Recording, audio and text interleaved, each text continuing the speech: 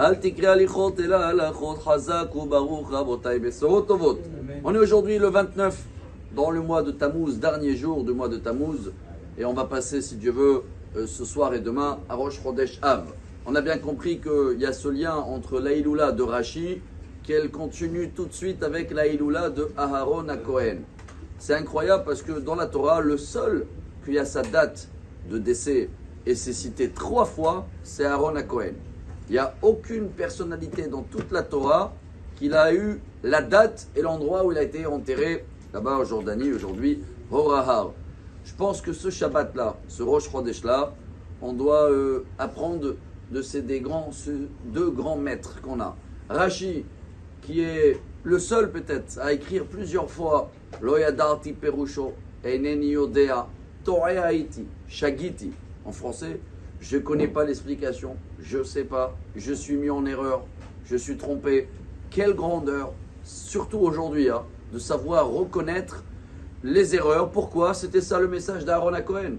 Nous, on va aller, il y en a plein qui appellent déjà maintenant pour savoir. Alors, c'est la semaine prochaine, hein, il n'y a pas la viande, il n'y a pas les choses. D'accord, la semaine prochaine, il y a des choses à ne pas faire. Mais il y a des choses à faire ce Shabbat aujourd'hui. C'est rajouter l'amour gratuit. Et comment on rajoute l'amour gratuit? Comment on va glorifier le nom de Aaron à Cohen? On apprend à dire pardon, c'est mon erreur, j'assume. Aaron à Cohen, c'était sa tactique aussi toujours. Oev Shalom, Rodef Shalom, on a cité le Midrash.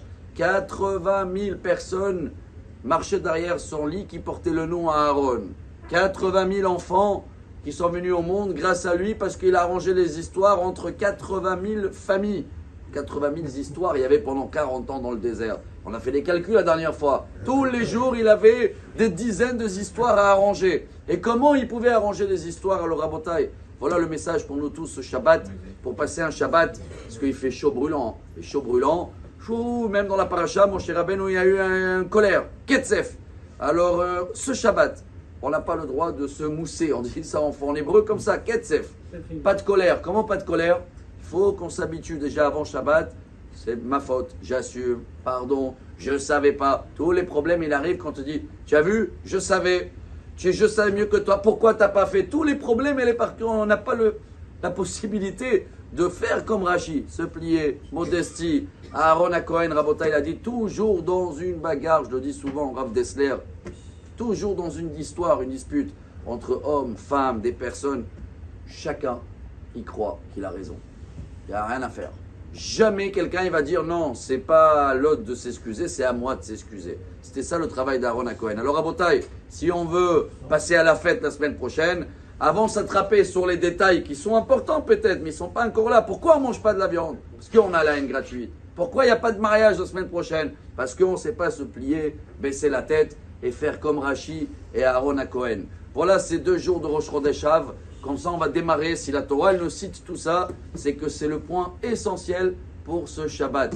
Que chacun y calcule, il prépare ses repères, il prépare les compliments à dire. Peut-être même les compliments, il faut les calculer parce que ça aussi, tout doucement. Et vous allez voir comment Av, c'est le papa, Aaron à Cohen, c'est aussi, ça annonce le mois d'Elul. Les slichot, ils sont bientôt. Alors, Bezrat Hashem, un bon Shabbat. Chodesh Tov Umvorach. Zchut Aaron à Cohen, Verashi, Rabbi Shlomo Yitzhaki, Ya'amod lanu lechol Israël. Shabbat Shalom Mevorach. Amar Rabbi Elazar, Amar Rabbi Hanina.